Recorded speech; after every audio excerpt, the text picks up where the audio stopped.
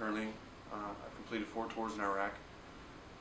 Headed to Afghanistan due to the burst tempo that's picking up and the need for certain MOSs, long rifle gunners, and vice versa. We have a strong nation, strong army, soldiers that are undoubtedly, the dwell time is low. So I'm okay with going, because if I get there, that means somebody gets to come home and see their family a lot sooner. So that's fine. Just keep this one back front.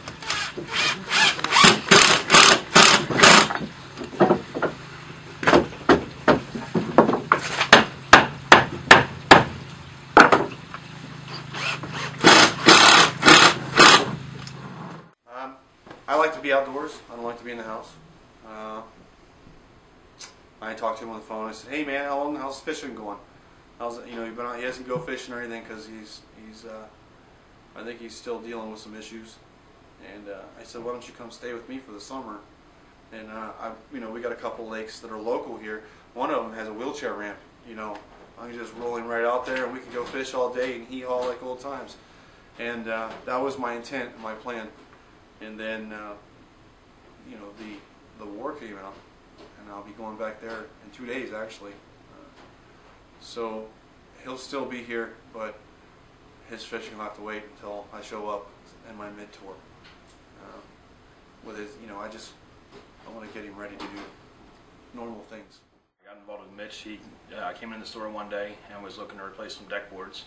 After I got talking to him, he explained to me that the reason he was doing it was because there was a gentleman that was wounded overseas, and he lost both of his legs and was going to be in a wheelchair, and his deck wasn't safe for wheelchair use. My best friend will be coming to visit, and I looked at the yard and I looked at the area, and I want to make this individual very comfortable. I don't want him to remember for a minute that he is more challenged than he is. So I went to Home Depot and I gave them a materials list because I was going to do this job myself, which is the wheelchair ramp, and get him to where he can come through the house and have a good time and just forget, even if it's for 5 minutes, that his legs are missing. So I got talking to him a little bit and kind of felt it was the right thing to do. So I partnered with my store manager, Ted Terry, and we came out just with the idea. I just replaced the deck boards for him, and as we kind of did an inspection of other things, we found out that his door wasn't set for a wheelchair use. So we pulled out the wood, or pulling out the door, and a gentleman door has actually donated a double swinging French door for it. Joe Cross Home Improvements is coming out to install that door for us tomorrow. And through some research, we also found out that that plush carpeting is not the best thing for a wheelchair to move around on. So we've also pulled out the carpeting, and we have American Flooring Carpet. They're actually coming out and installing new hardwood floor in there for us. And within like an hour, I think it was an hour and some change, they called back and said, "How about we see what we can do to help you do it on your own, or help us?" They volunteered to do it. And Rich Rudolph and his colleagues got together and they formed a committee and got all this material together. So we'll see. With the Home Depot, they not only allow us to do things like this, but they actually encourage it because it's the right thing for the community. It's the right thing for our customers. It's just the right thing to do, and that's kind of the motto with things. Is they tell us, if it's the right thing to do, then that's what they want us to do. And it was a good story. It was Mitch and his family are great people, and it's kind of the thing that it's a feel-good project. But they're good people. They're people that deserve things like this. And with him being in the military, it was just to help out because we appreciate everything that they do for us. So without them, then we wouldn't have the freedom to do things like this. So we appreciate it. And with the Home Depot, they kind of expect us to do the right thing, which, as far as I'm concerned, that's what this is.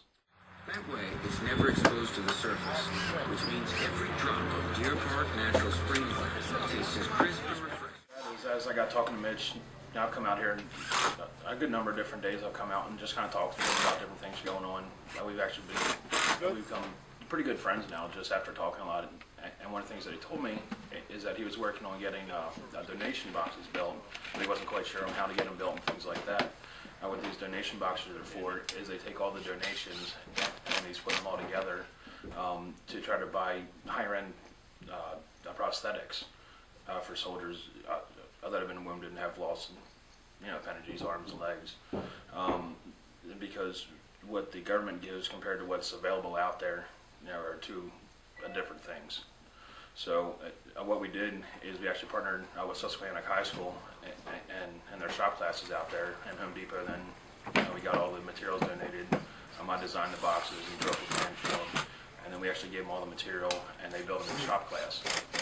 And they painted them up and everything. We got locks for them all and whatnot. And now we're looking to put them in local businesses to try to get it up and moving. Fundraiser project that you're doing. Right now, the cost for an amputee to get a arm or leg is about $8,500 or more. So, and the Army supplies these soldiers with great, arms and legs, but they don't do specialty ones. Like if there's a guy who wants to go fishing or hunting, or he likes to, or she, has a project, because the warriors are both male and female.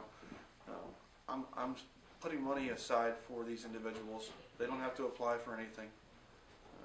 We'll do it for them. We're going to buy them their specialty arms, their specialty legs.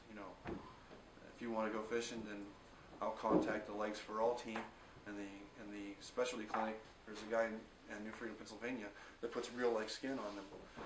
He'll even put their old tattoos back on them for just the material cost, which is $100, and I can get their arms and legs built for $200. And they're using them. They tested them in Africa. People are playing soccer with these limbs, so they're not garbage, And it's just somebody has a skill, and they're willing to donate and volunteer their time, and I pay for just the materials, cost, and shipping. And these warriors, including veterans, don't necessarily have to be an OEF veteran. It could be a kid who lost his legs downtown. I'll take care of it.